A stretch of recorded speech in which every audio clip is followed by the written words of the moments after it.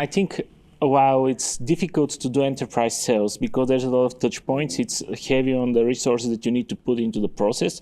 You have a very direct line of communication with the customer, so it's easy to ask the question why. When you're doing a B2C product, you have to find a way to collect the feedback from the users to understand why it's not working out, why your messaging key or value proposition is not being recognized. It's easier. This part's easier. There's a lot of stuff that's more difficult, but this part's easier in an enterprise sales process because you actually get to talk to the customer in person, whether it's Zoom, but you have them in front of you, and you get to hear the no, and you get to ask the questions why. Mm-hmm. And also, once you hear a no, once you have a no, they're much more honest about what they really want. Once you, earlier in the process, it's much more difficult to understand what of the requirements and the needs that they share with you are really honest. Once they've decided that their product doesn't fit, they're actually much more honest about what really isn't working out. Hello, Recursive community, and welcome back to our podcast series. Our next guest started his first startup venture at the age of 17. By the time he finished school, he managed to sell the business and return his investment. Since then, Orlin Radev has been a serial entrepreneur, a mentor, and a supporter of the Bulgarian tech ecosystem. Most recently, he is one of the founders and the CEO of AMPECO, the all-in-one electric vehicle charging management platform essential for the electric mobility evolution. And the company just closed a Series A investment supported by BMW iVentures and LAUNCHub Ventures to scale and conquer the North American e-mobility market. Orlin, I'm very happy that you're here. Yeah, thank you for having me. I'm very happy to be here as well. I would like to get the backstory of what happened to you over the years, and somehow let's maybe go back to school. Wow, that's far. It is maybe a long ago in your head, but I think it is also the experience that shaped your entrepreneurial journey afterwards. So you started the company at the age of 17. How were you doing in school back then? Well, to be honest, the reason I saw the company was so that I can finish high school. Because you know stories about entrepreneurs dropping from college, but you haven't heard anyone dropping from high school, right? And having any success. Okay. So yeah, what was the business about, and how did it evolve, and how did you sell it so fast? Yeah. It was ISP, which is an internet service provider. So it was about making sure that people get broadband internet to their homes, which was at this point was a novelty. And it was inspired by my own desire to have broadband internet, and I wanted to also share this with everyone I can. Mm-hmm. So we started it together with my co-founder, who's also our current CTO. So we've been together for a long time. Wow. And we didn't anticipate that it would be successful. Actually, it wasn't like surprising because we had a very good proposition for our customers. But we didn't expect that it will happen so quickly in a matter of months, because it actually took us 9 months from start to the moment we sold it. And the reason we sold it is that we thought initially we would be able to do this mostly during the spring, the summer, and then slow down when I have to get back to school. But there was no slowing down. So we found a company that actually can take over and continue what we started. How old was your co-founder back then?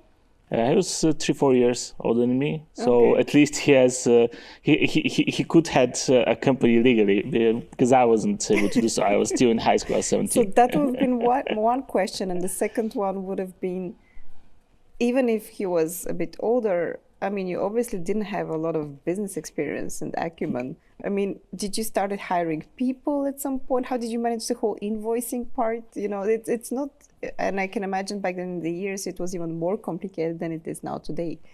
Well, there was a little bit of support from my family. Okay. My mother had a company, so had some idea, although she's definitely not the entrepreneurial type.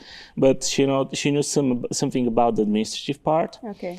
On the business side, I mean, it was we had to learn as we go. We started with a business plan though, so we had an idea about pricing and profit margins and so on. So this was mostly just talking to people who had some experience in the area,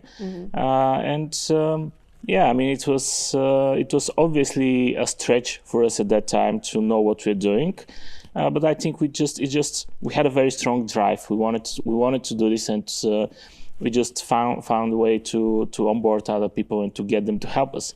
Some as part-time employees, because it was mostly us two full-time and a couple of friends part-time. Some as more of a help us get any understanding on how do we invoice and bill people, and what do we do about collecting payments and so on. So it was it was something that required others to help us, but we were the ones with the energy and enthusiasm to get it running. Did you have employees who were older than you? How would they look, at someone who is their boss is 17? No, it was mostly friends. I mean, it was friends as a summer job, so it wasn't that hard. We didn't come to a point where we had to hire some professionals that were older than us. It would have been awkward. Okay, and then you sold the company, and I wonder. Okay, and then you finished school. Yeah, I did finish school. By the way. You did. Okay.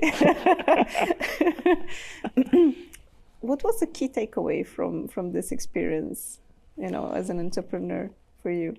Mostly on a personal level, it was that I want to do more of this. Wow. That was. You got hooked. Yeah, I got hooked for sure. So I knew that I like the fact that I'm in control of, to be honest, to be in control in your own destiny. I mean, because this is, you're not just working for someone else, you're crafting your own destiny, and this is something that I really liked. And the other thing that I liked is how you put innovation into a business, how you create an innovation and transform it into a business. This part has always stayed with me, and this is what has driven my desire to start new companies over the years. And as a takeaways, well, one thing that stayed with me was you should always have a business plan. Because I had a very rough one, but I did have one. You did have a business plan? Yeah, it was mostly a financial model, but as far as 17-year-olds go, I had a decent one. I knew what I was going to spend on. I knew we were going to make money, and I think this gives you not only peace of mind, but a framework that you can use to know if you're doing things right or not as a business. And I use this with my next ventures after that. So, in the meanwhile, you can call yourself a proud serial entrepreneur, yeah? I would say I'm a serial, try different things kind of person. But yeah. Some of the ventures that you worked out? Some worked out. Most didn't. Most didn't, or some didn't. I would have said some. How did you know when it's time to move on and to test, the opportunity of a new idea? I think this is the hardest part. Yeah, I think especially when you feel hooked in a business. It's very hard because you can confuse your passion and enthusiasm for the potential of the business, and it's difficult to tell this apart. And also when you're behind the wheel and you're so enthusiastic about what you're doing, you can't really easily recognize if you hit like a roadblock or the end of the road. And I'm guilty of not recognizing this in some of my endeavors for sure, because I think I've pushed too far when things just were already clear that they're not working out. One of the things is you have to have a way to back away and look from a side, because you're obviously very involved. When you're the one that started the business, you have the passion and you have the resolve, and you're willing to go when there's difficulties, but you have to be able to step back and see, is there a potential for this to actually happen, or am I just prolonging an inevitable end? Wishful thinking. Huh? Yeah. How do you have a technique for that? How do you do that? I think having someone with you who can challenge you on this and even disagree helps, because you serve to each other as a kind of Sparring partner. Yeah, sparring partner, someone that can actually give you different perspective. The other thing is also having to present your business and to defend it to other financiers, whether it's VCs or whoever's helping you fund, or partners that have to put in something else, but they have to believe that this would be a successful venture. Because when you have to defend and to explain how this business would happen, then you're challenged and you must think about it and you must take the time and actually evaluate it. And this helps a lot. Because otherwise, in the day-to-day, with your passion and your enthusiasm about business, you're too much involved, and you have a perspective that's not necessarily objective. What do you think is the most important quality of an entrepreneur, or what is your superpower as an entrepreneur? Have you reflected on that? Yeah, I have, and to be honest, I don't think I have any superpower as an entrepreneur. I think it's a combination of many things, and whatever you're lacking, finding a way to extend and to compensate with people around you. But things that obviously matter, resolve, and willingness to push through when it makes sense to do so, and a strong conviction, the ability to form a strong conviction, because it's easy to say follow your passion, but it's about when things are not really going well, you should be able to create resolve and to condition yourself to have a strong conviction in what you're doing. And I think this makes it easier for others to follow you. And as an entrepreneur, you're not doing things alone. Whether it's your co-founders and then your first employees and then the wider group of people that join your company, they have to be able to follow you and to have the same conviction. And for you to inspire that, you have to be able to lead by example and to really have it and to show this strong conviction to succeed. When you say strong conviction, and I know I was thinking in the beginning it's kind of easy, everyone is hyped up, everyone is, yeah, we're gonna do it, we're gonna conquer the world, we're gonna shoot for the moon. But the problem is when the first big challenges come, then it's a big test to how strong is your conviction. So how do you recognize that from the beginning, especially when you pick your team, when you pick your co-founders and partners in the venture? I think it starts with what you want to achieve and having a clear idea of where you want to be if you succeed. So it's first of all in the goal setting maybe, and then being able to communicate and get to have a feeling that the people that you start working with, they understand and they actually want to achieve the same goal. And then it's about creating the milestones, and when you're failing, when you hit a challenge, you should know, is this something that we need to overcome to our next milestone? Did we hit such a milestone? Where are we behind? Are we ahead? So having these smaller steps and milestones that guide you to give you an idea if you're successful or not, or if you're really failing. And when others around you also know what these are, it's also easier for them to be reassured that, okay, this is actually a rough patch, but we are on the right path. Okay. You mentioned also inspiring others to, sustain their conviction, lead by example, show your strong conviction. How do you do that? I don't know. To be honest, I think it's easier to look from a site and see what people are doing right in that than actually knowing what you're doing right. What I try is I try to be open and honest, and I try to communicate well why we're doing this and why this is important and what we want to achieve. And the rest is, I think, just leading by example and having people recognize that what you're doing is worthwhile, and then also knowing that what they're doing is worthwhile. But I don't have a formula for this, or I've reflected on this, and to be honest, I still don't know the answer. Yeah, sometimes it feels that being a CEO is more like a CRO, like a Chief Repetition Officer, because you're kind of, repeating the same things, reminding people, okay, this is the vision, that's the mission that we have, this is what we're doing, this is why we're doing the whole thing, this is why we need to go through that hard patch right now and still be optimistic about the future. Sometimes it's, it's easy for the leadership to have these perspectives, but it's not so easy when they are the people who are a bit more involved in their special project. So, repeating this kind of like a big vision, I think it's essential part.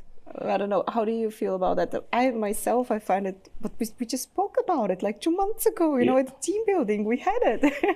Yeah, to be honest, every all hands meeting, it has the mission statement and the vision statement is being repeated. And it's like, it's not formality. It's a constant reminder that you need to reiterate and make sure that everyone's behind this. And yes, there is a lot of repetition of all of this, just reassuring that we are doing this. This is our mission. This is our vision. So I think there's a lot of truth to that. I didn't think about it in that way, but all of our hands meetings starts with the mission and vision. So I think it's exactly in that direction. Okay, so I hear it lately as a best practice example, by the way, that the good CEOs, they do start. Yeah, probably I saw it from someone else, from a good CEO, I guess. Yeah, I think you actually learn to do a lot of the things intuitively because you were doing it hands-on and you were just seeing what is working, what is not working, what is working, and still it's impressive how reflected you are on the craftsmanship of entrepreneurship and also leadership. I think empathy is important. I mean, I'm trying to figure out what works for me and to put my shoes in other people's, to put myself in other people's shoes. So I think this helps. If it works for me, maybe to work for others as well. So I'm trying to apply whatever I think is working, and I'm trying to empathize with whether it's employees, whether it's customers, also works for customers, I think. But just being able to be very empathetic, this helps to figure out what to do. So it's intuition plus empathy, I think, helps a lot. I have another question, and I'm sorry for being maybe so philosophical about these things, but because recently I had a conversation with a friend of mine. Are you allowed to be disappointed as a CEO? Sometimes you see things are not working. You get also maybe pissed off at some people in the team or the whole team. You yourself you're a person too. You're allowed to have these emotions, but are you allowed to show them? Because we speak a lot about the inspiration. We speak a lot about the conviction and how do you kind of like ignite others to follow you. What about the negative emotions? Is it part of authentic leadership? I think negative emotions, it's about honesty. You have to be honest intellectually, but you have to be honest emotionally as well. So just hiding everything that's negative, that creates a negative emotion, it's something that can be felt. So I think you should be cautious of whether this can be read the right way from the other side. It's easier with people who you've worked with for a longer time and you know each other and you know what this means. You have to be more careful when it's a wider audience and people may not know you as a person that well, and then it may be taken the wrong way. Yeah. But also I think you kind of have to be honest, even when there's negative emotion. You have to be, at least to some degree, be able to express this as well, and also to make sure that you accept what others are doing as well, and not take this as kind of negative emotion towards you, but be able to recognize that people do have negative emotions, even in a workplace environment, and even when it comes to the business. Again, have empathy for this, and just take it as honesty rather than something else. I think this is why it's also very important to have a co-founder at AMPECO. It's the 6 of you. Isn't that quite many for the average standard that we have in the industry? For sure. I mean, that's if you're thinking about average standard, probably it's too many. Yeah, yes. But On the other hand, in our case, I think it's just the right number. Okay.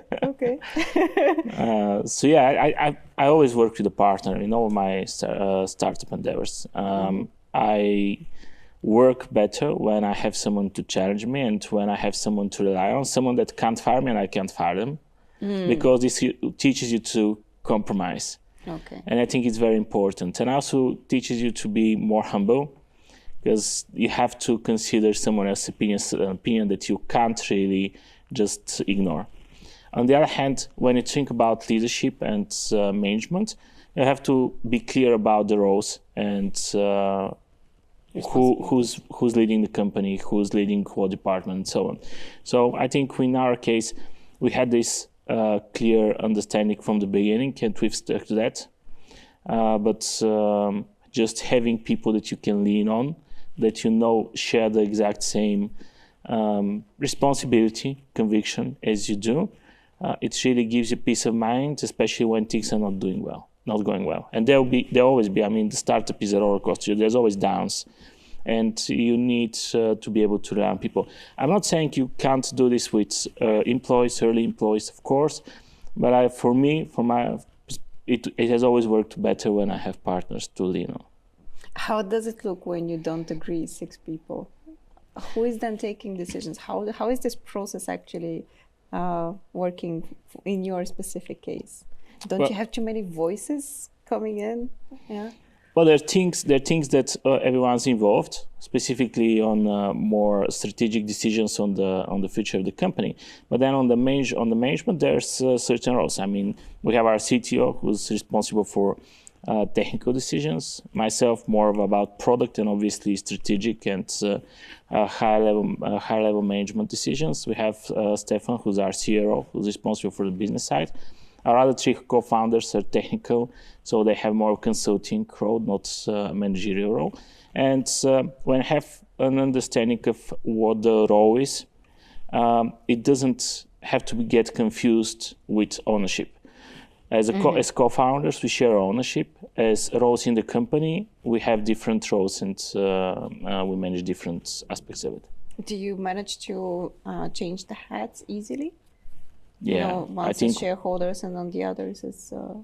I think we've managed so far. Yeah. There have been no conflicts in that on that front, and again, I'm not saying that this is a formula that you can replicate easily. I think it's something to be considered and to have to be cautious about.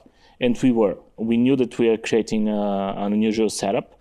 So we were cautious about how we handle this in time. Do you have some tips and tricks of what you've done? Like, I don't know, did you do some kind of like a personality assessment at some point, or a cultural assessment, or I don't know? Did you have a coach? Not really. With many of our co-founders, we knew each other for years. Yes. With some of them, we've known each other from childhood. So we knew what to expect, and we knew the personalities of each other, and it was nature on who takes what responsibility. It wouldn't work out the same way if you're just a group of people who, even if they share the same vision about the company, they just don't know each other that well. So probably then it would be much more about creating this culture. It's not just about culture, but just setting the boundaries, getting to know each other, and to understand what you can expect and how you can work together in this setup. What I find interesting is that, okay, so we know the latest development of the story and your investment from BMW, iVentures, and LAUNCHub. But what I found interesting is that your story with AMPECO starts also with BMW. Indeed it is. Indeed. So you were on the road buying one? We already had a thesis around what we want to do in e-mobility, but to get a stronger conviction and to also get a better understanding of the size and the type and the essence of the problem that we want to solve, we went to Germany and bought a BMW car, an i3, which is a car that's at the time it was able to drive like 120 kilometers with one charge. And we drove it to Sofia. And we charged at 20 plus different locations over 35 hours. Wow. So it was quite the road trip. But it was meant to be like this. It was where did you buy it in Germany? It was in northeastern Germany. Northeastern, okay. Around 1,500 kilometers. Oh, okay. Quite a trip. It was 1,500 for 35. It's still a lot. Yeah, it's still a lot because you have to go to places to charge. Wow. Because also we quickly realized there is not enough, and there is not enough working charging infrastructure. So we faced. I think we concentrated the experience of every EV driver at that time in a 35 hours window. So it was a learning. What was the year, by the way? It was 2018. Summer of 2018. Not so far. Not so far. I mean, but long ago. To be honest, many drivers have a similar experience even today. I think the problems are yet to be solved, and there's a lot to be done in that direction. But for us, coming from a place that's definitely e-mobility was just would it be, would it not be type of thing.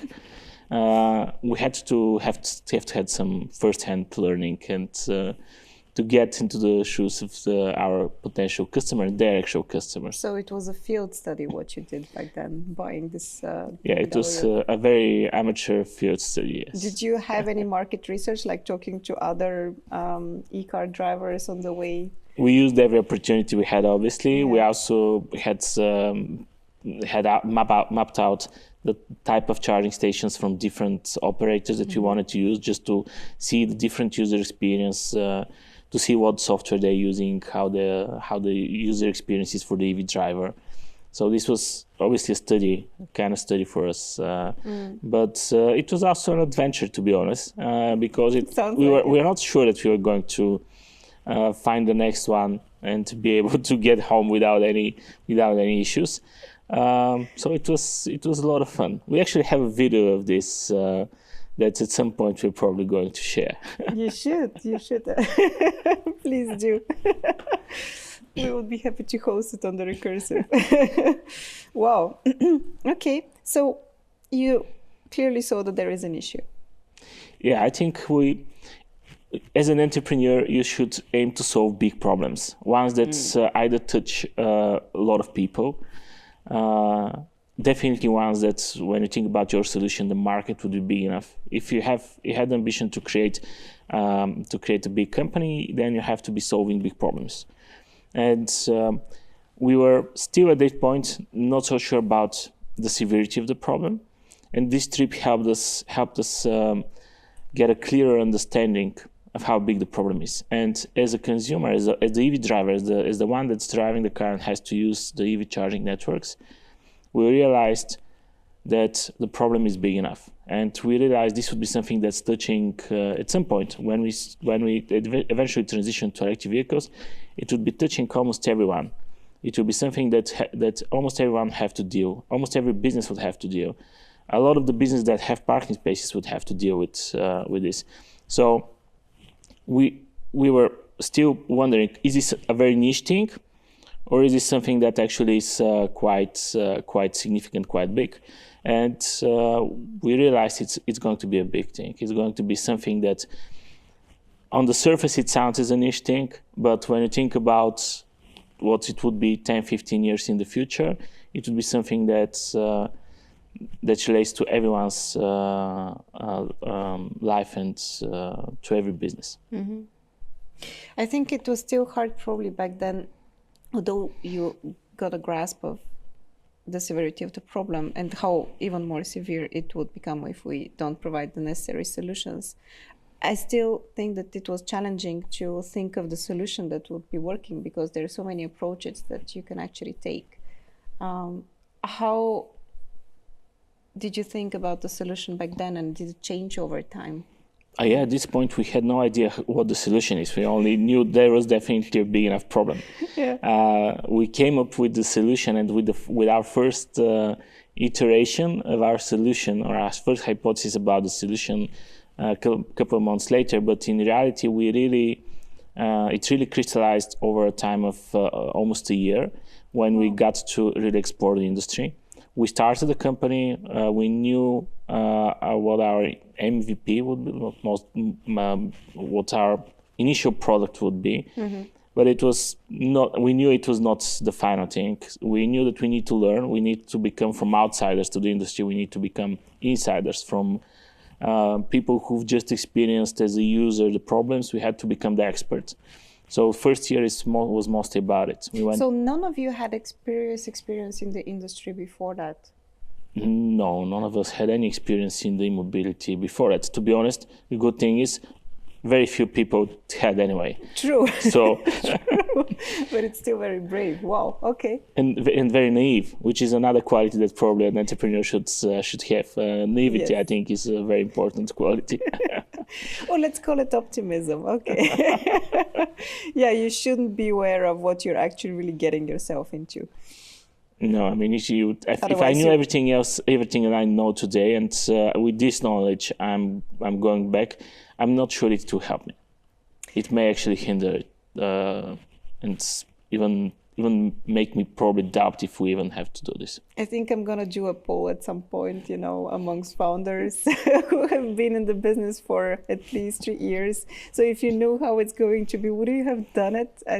I fear the answers, and the results of the poll. But yeah, it's an interesting phenomenon.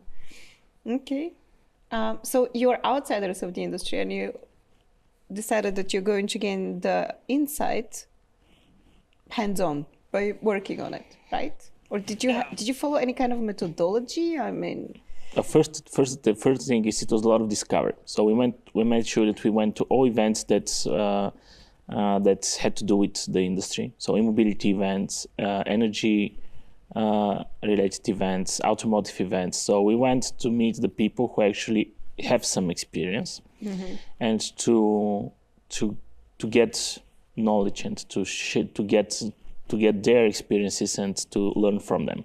Okay. And quickly apply this in what we were creating as a product. We obviously had a thesis around the first type of customers that would use it and what kind of problems we'll solve for them. But it evolved as our learnings and understanding of the sector and of the challenges and problems also increased in time. So it was a lot of meetings, a lot of learnings, a lot of travel also. And to be honest, we were happy this was happening in 2019, because if we started a year later, we wouldn't be able to make this type of very proactive, a lot of travel and so on. Were you still using the BMW to travel? Or? Oh, no. To be honest, we were using a very unpleasant and unsustainable way of travel by plane, mostly. Okay. And then it all stopped. Pandemic came, COVID came. Yeah, COVID came. For this we already just had our product out and signed a few customers, and now we were ready to fundraise to really get this going. But people were staying at home; they weren't very mobile. So yeah. The prospect of growing an e-mobility company at this point wasn't probably very. I mean, it was very unclear because we didn't have the vaccines. We didn't know how long it would take. Yeah, it definitely wasn't the best time to fundraise for us or for anyone that had to be involved in building out infrastructure for vehicles. So yeah, it was a very bad timing in that regard. But there was also some positive outcomes of the lockdowns. For us, it's sped up the conversations. Previously, we had to mostly do in-person meetings because it's a very enterprise-heavy sales process. We are selling a software solution that companies use as a business-critical solution.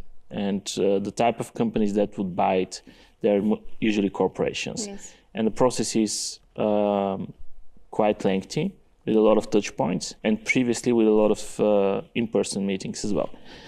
But then everyone, and us being based in Bulgaria against competitors being based where the customers are based, didn't help. But then with the lockdowns, it allowed us to be on a more leveled ground with the competition.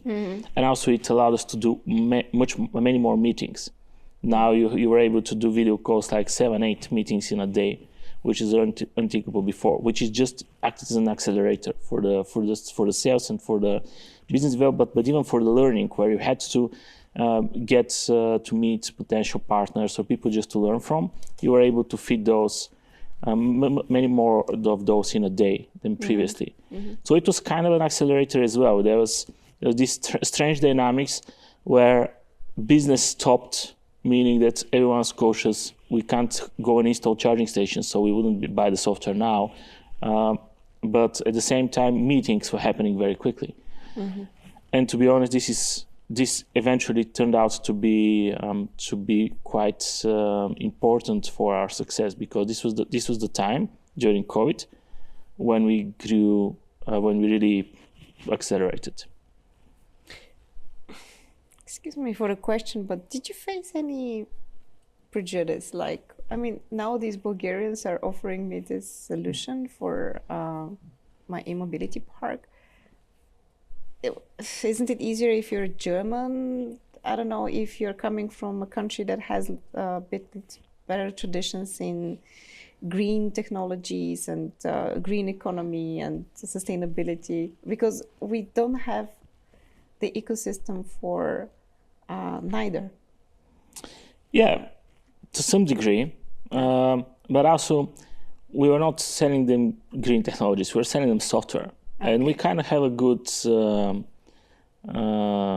okay, yeah. I see. Yeah, I think it was easy. It was easier for us that there was just a software company. There was nothing else. But there was prejudice from the fact that, I mean, just more towards the stage of the development of the company, being a very early stage startup. Whether you're based in Bulgaria or based anywhere, just the lack of credibility, the certainty about your future, because we want them to buy a software solution that's going to be business critical for and for years they will rely on it to run their business. But we have no credibility and no clear future ahead of us. We are pretty much bootstrapped startup. So we may not be on the market in a year. So I think this was the toughest thing. And I think our first customers, they had a certain level of naivety as well to go with us. Thank you, first customers. Yes, thank you, first customers. It was amazing that you were so naive to go with us. Yeah. What I find also interesting that you actually bootstrapped. What the period that you bootstrapped? How long was that? We got our first external funding. We had an angel investment. Yeah, true. Which, you had the angel investment, so we yes. didn't really fully bootstrap. We had 240,000 euro angel investment, which for an angel investment for a startup sounds like a quite significant one. For a company that has to develop an enterprise software solution, it's absolutely not enough. I mean, it's even with the fact that we were mostly the co-founders in the beginning, and so we definitely were cutting on saving on our own salaries. Yeah, just the fact we had to travel a lot. It's definitely not much. No. No, it was not much, and it got us to, and we got our first funding in 2022. Yes. The seed investment we received in April 2022, and so from December 2018 until April 22, we are mostly managing on the income from customers. And business investment is not necessarily giving you the credibility that you need. I mean, having an institutional investor is usually related to a much deeper due diligence, and it's a bit more structured process. So it is also the signal that you could give to customers. Okay, these guys, they really have. Yes, that's true. This was one of the reasons we wanted to get an institutional investor earlier on in 2020, in 2019, but then with COVID, which was just off the table. Yes. So this was the time when we really had to bootstrap, because this is the time that, as far as angel investment goes, this is where it's got us to. But then from 2020 to 2022, it was month by month, making sure that you sell enough to be able to pay the salaries next month. But it's also the time when we grew from like 12 people to 45 people. Wow. So it was a constant race where you're trying to expand, and every month you're expanding your income, while at the same time you're spending more every month because you want to also grow the team and spend more on marketing and so on. Yeah, I do. We all know this kind of problem. But I wanted to bring you to another aspect of the art of making the business case of AMPECO. So you are developing an enterprise solution, and the product market fit or the process of getting product market fit looks a bit different there.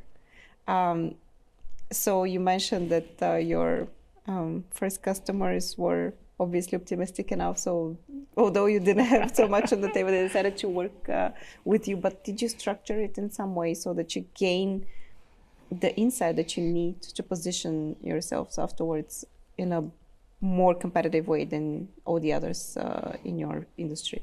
Yeah, what really won us our first customers was the product.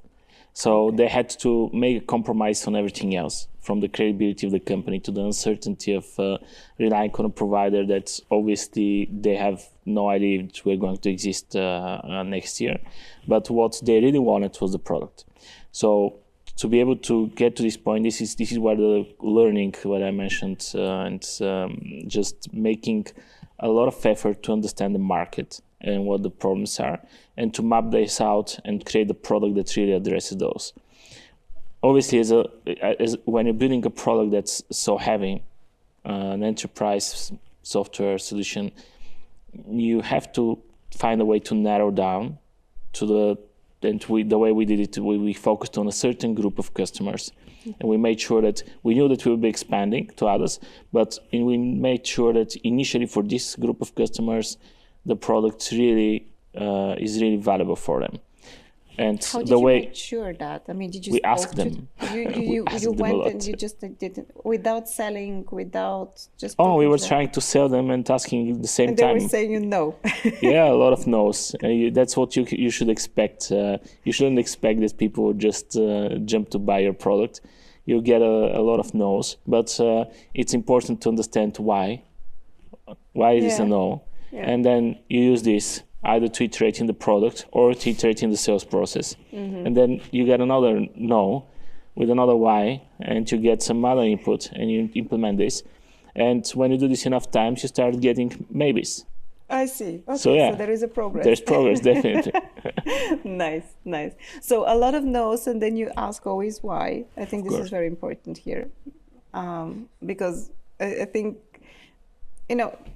just talking to my sales colleagues sometimes, and they're frustrated when they get a no, or when the customer is, prolonging the whole negotiation process. And don't worry about it. I mean, this is just part of it.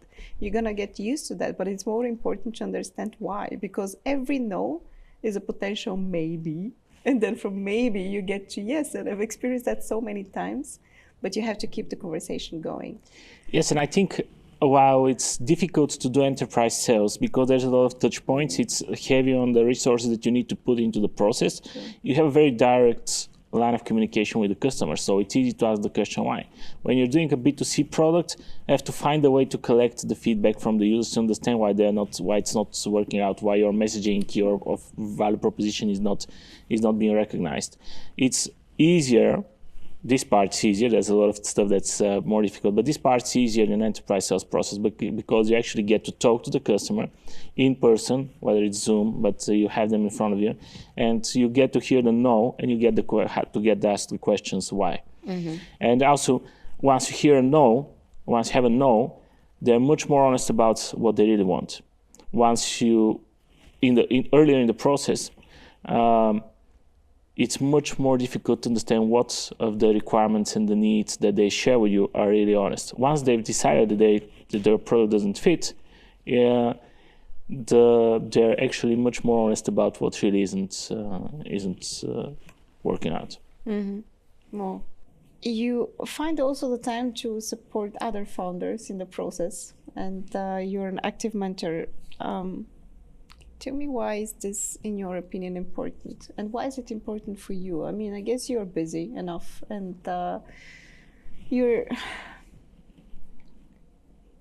you've been going through obviously also some difficult patches where you had to bootstrap the whole thing. You were cutting your salaries. There wasn't much funding. You were still working on the product and so on and so forth.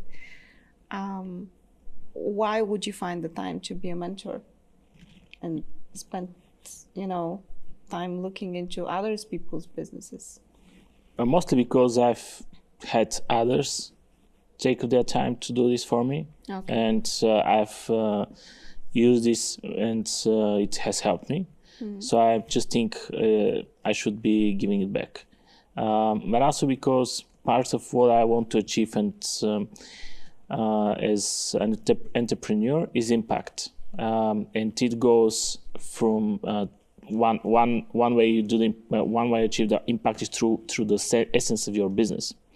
So what we're doing on its own, it goes towards having a certain impact. But the fact that we're doing this from Bulgaria, we're doing this in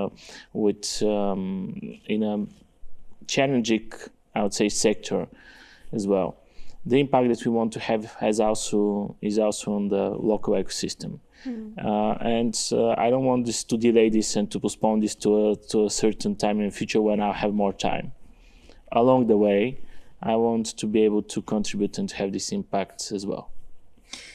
I find it very curious, especially in a trusted environment that we are often together in Power of BG, how important it is to talk to peers who are in a similar situation like you, because even if you have the co-founders, even if you have your employees, there are certain things that you don't want to discuss with them, because it is partially a personal growth that needs to happen.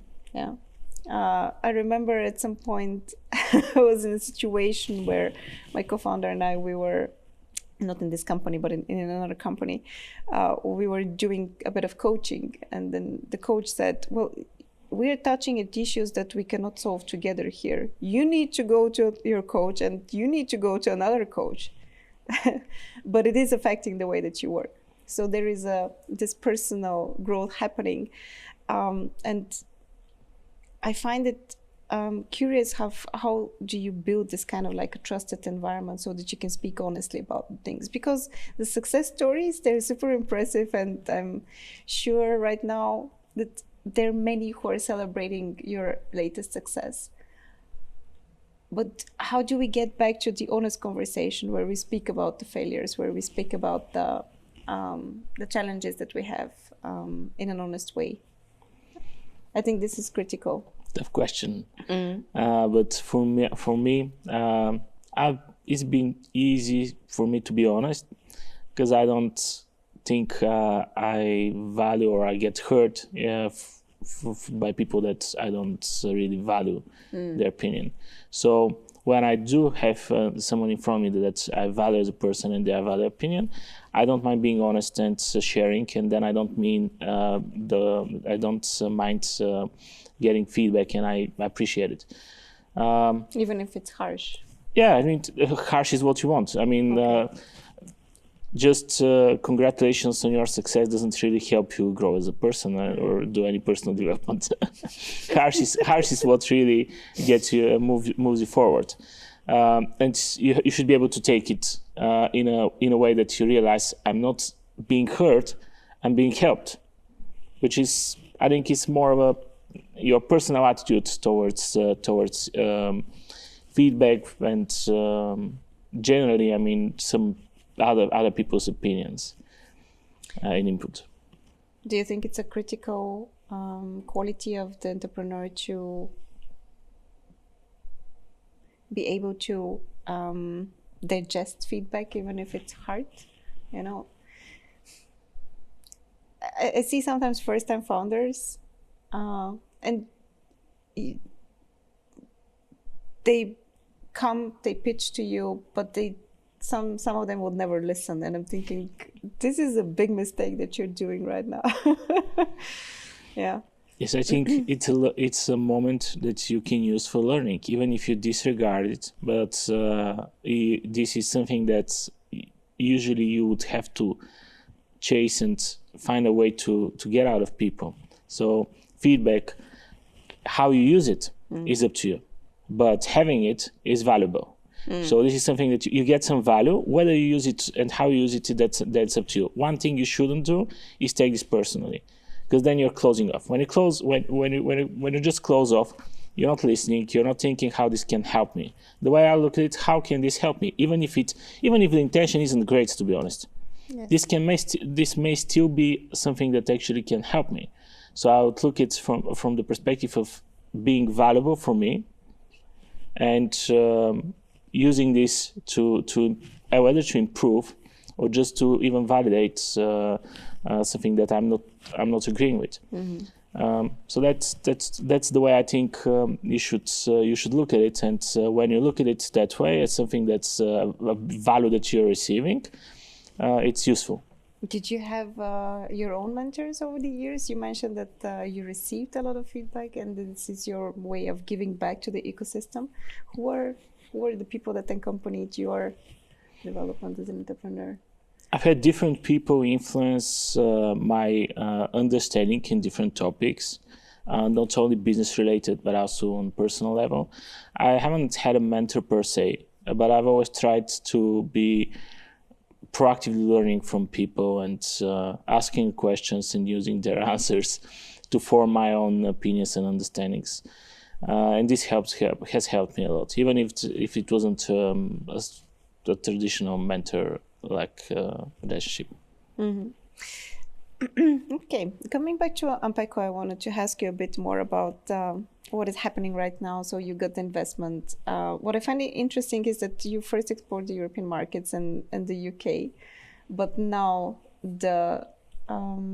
with the investment, your target will be the US. Can you maybe share a bit about the differences between the markets? And it will be very pragmatic about what are the markets we go after. We went for the UK for the fact that it's a big enough market that's easier to penetrate, meaning that there is the language barrier on the one hand. It's easier to have people that are fluent in English out of Bulgaria. But also it was a market that was more open and a little bit behind than, for example, Germany, which was the market that otherwise we could have gone to. So we liked this fact that it is a less competitive market that has to catch up. So we thought this is the right time for us to go to this market. And then once we had significant traction in the UK, next one for us was, well, what are the markets where it's most difficult and which are most advanced? And these were the Nordics and Netherlands. So this was the next focus was on these markets, because then we get to actually validate if it's working it was working in the UK, but maybe because also the maturity of the market wasn't at the same stage. But then when you do it in the market where it's most difficult, then you know that you found the product market fit. And from that point on, it's about just thinking in terms of what are the biggest opportunities for growth, where we can develop quickest. The US market is our next frontier for the fact that it's eventually going to be the biggest market. And this is why we're going there. We weren't ready to do this without the latest investments, just because it's more expensive to set up there. I was just about to ask you if you decided that the US market is going to be your next target or frontier before you decided to fundraise and you were looking specifically for an investor who can actually help you launch there, or was it something that evolved in the fundraising process? I mean, you mentioned that you spoke to how many? To 70? 70 VCs. VCs. We spoke to 70 VCs, and with a lot of those, we didn't just have an intro. We had several touch points, and it was quite a rigorous process. But we knew that we were fundraising actually for the US expansion. Okay. With the previous funding that we got, we wanted to dip our toes, so to say, and hire first two people in the US. But this happened early last year. And since then, the climate changed. it was clear that we would have to have a more extended runway to be more cautious, because maybe the next fundraising could be more difficult, which made us also reconsider, can we really spend the money now to hire people in the US, which would definitely shorten our runway. So it was a decision to postpone the expansion to the US, but at the same time, we knew that this was an opportunity that we want to chase. So we decided to fundraise quite quickly after the seed round, same year, in fact, just so that we have really the funding to be not only to go to the US, but be quite aggressive in our US expansion. And BMW Ventures, they're in a way also a strategic investor, right? How is it? Is it the typical corporate VC structure, or how does it work? Why did you decide to go with them in the first place? They're not a typical corporate VC. They're not looking for strategic synergy between their single LP, who's BMW Group, and the companies they invest in. They are typical technology VC, where they invest in technology companies. They've had previous investors in companies that work in the EV charging sector, which gave them a good understanding of the market. And for us also it was important, and they had such in the US, and gave us also the indication that they would know what it means to work in this sector, and they know the specifics of the sector, which was a great benefit for us. Not so much the connection with BMW Group. So that's the main reason actually we chose them. And the other thing is we like the fact that it's a Silicon Valley based VC with very strong connections in the US, in the VC space, I mean, but also generally in the business connections. So these are reasons that some of the reasons that played a significant role for us to choose BMW Ventures. And for them, I think the understanding of the sector, they were very well positioned to recognize the potential of the company. That's and so to create on their part a very strong conviction for the investment case. Okay, but their brand helps. Oh, the brand helps a lot. Yeah. Yeah, it's recognizable, which works out well for credibility in front of customers and partners, to just the visibility that you get when you announce, and generally the association helps a lot. But this is more about on the front of credibility and marketing rather than any business synergies that we're necessarily getting or looking for. I see. Wow, interesting. Did you tell them the story about the BMW that you bought in Germany still? Yes, I did actually. Did it help in the fundraising process? I don't think it played any role. only maybe just to break just as a topic that would help us be more open in the communication. But otherwise, it was a fun story. Nothing more than that. How did you still convince them? It was the product again? It was the business.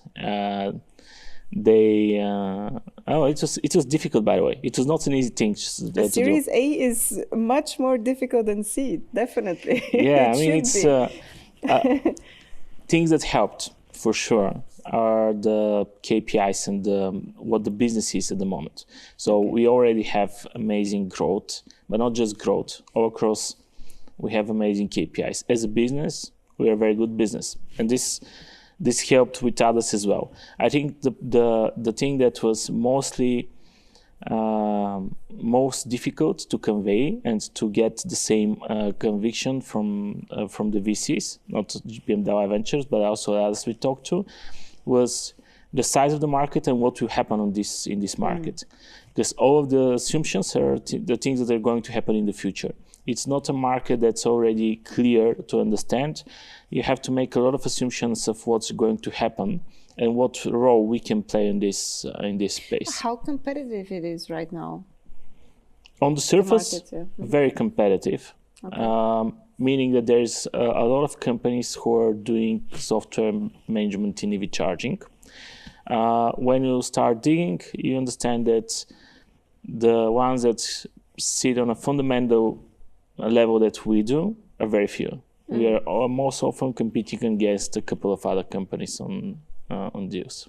Yeah, I was just thinking that for me, as someone who is not part of the industry, it's very hard to assess that because it's all software and it's all EV charging stations, but how I don't really understand who is doing really what. I think for VCs, I to be honest, they have an amazingly difficult job because they have to get into the details and to deep understanding about so different types of companies. And I think this was also the biggest challenge during our fundraisings because everyone wanted to talk to us. When they see our pitch, they can see how we're doing. But then getting a strong conviction around the future of the EV charging space and what role we play, this is where they had a problem to form their strong opinion that matches what we were saying and trying to convey. So you hooked them with the good numbers. Oh yeah, business performance, and then you explain to them what are you really doing. That's exactly how it worked. Nice, very good marketing approach. Okay, because I think a lot of companies actually try to do the opposite. No, I mean you have to have the good numbers to be able to do this. But yes. I had a conversation with an English VC, and. Second call we're having, and he's still looking at me and saying, I understand you're doing very well, something. I still don't understand what it is that you're doing so well. Why? And to be honest, this is the kind of feedback that you should be able to get and actually reflect on this and find a way. Because obviously I was not doing my job very well. Okay. In conveying what it is in essence that we do so well and that would is the reason that we are going to be successful in the future as well. Mm-hmm. But it's not obvious, and when you're especially in a space that's so specific and there's no general knowledge about it, the gap between my understanding of the space and the VC's understanding of the space is quite significant. And the challenge is, how do I bridge this gap and bring them up to speed to what I understand and what I see so that they can see the same thing? This was the hardest thing during our fundraising. I think we didn't do a great job after all, because this is where things broke during our fundraising process. We were not able to convey, because you have to do it also in a very concise way. Have several meetings where you should be able to create this to bridge this gap. And with many of the VCs, this is where they were just not being able to understand and get to the same view that we have. And what I find infuriating also with VCs is that, okay, they tell you maybe a no, but when you ask them why, you don't really always get an honest answer, because they don't want to close the door. Yeah, VCs is one type of customer, so to say, because you're kind of selling, where after the no, you don't get the honest answer. Yeah, exactly. Yeah. Always, almost, I mean, a typical answer, well, it's too much of an execution game, which is true for any business. Obviously, execution is or we can't get conviction on the market. There are specific things that which doesn't close the door. I mean, next fundraising, you're executing well, let's talk again. Or by next year, we get a better understanding of the markets, let's talk again. Often they would not really give you the honest feedback that's really helpful, and you should still strive to get it, because it's you're in a process. What you can learn from the no's can be applied with the next conversations. So you can still try, and you should still try to get to the bottom of the no, but often it's not really possible. Yes. Well, so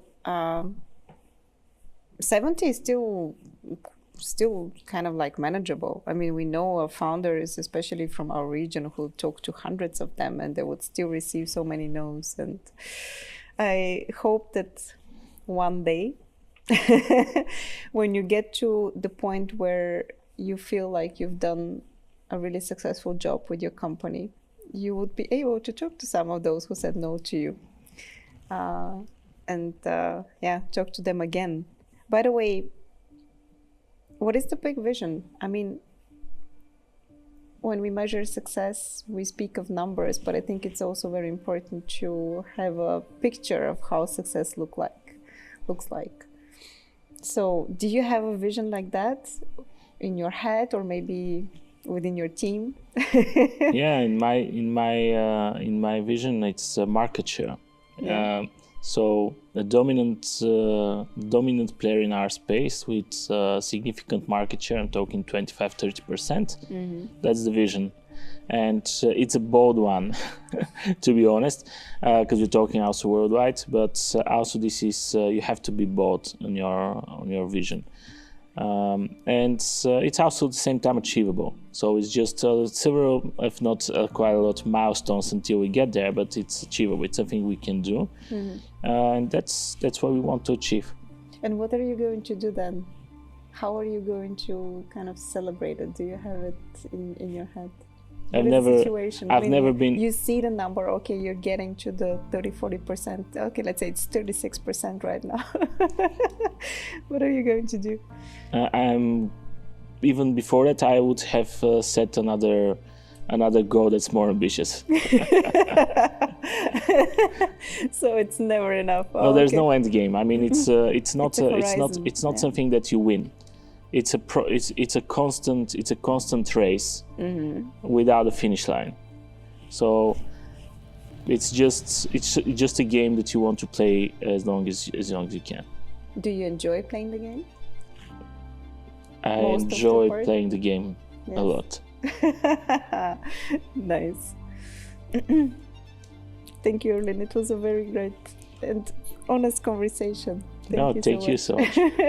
These are the ones that I actually enjoy. We can speak about the real thing and not only about the version that we put in the press releases. Indeed. These are also the ones that I like as well. Next on the Recursive podcast, we meet with Ned Dervenkov, the CEO of the Bulgarian Startup Association, BESCO. And in this knowledge-intensive industry, human capital is by far the most important thing. You know, money is a resource that you can source locally or you can source, from abroad. Yep, maybe it's more difficult than in other countries, but if you have something good, money is not a problem, usually. What is a problem is that if you have some great idea and, you need doers and you need people with your values and, the right knowledge and the right background and, the right ambition, the right families, if you wish, that's tough. Collecting the right people is tough. And if I can do it, and if you can do it, there's no guarantee that people will be left for the third guy. And we need to make sure as an ecosystem that there are people for the third guy and the fourth guy and the 400 guys. So everyone with a good idea should be able to recruit great talent so that he can actually make this idea a world-class idea. And if you're just as passionate about innovation as we are, hit subscribe for the Recursive podcast on YouTube or your favorite podcast platform. We're everywhere.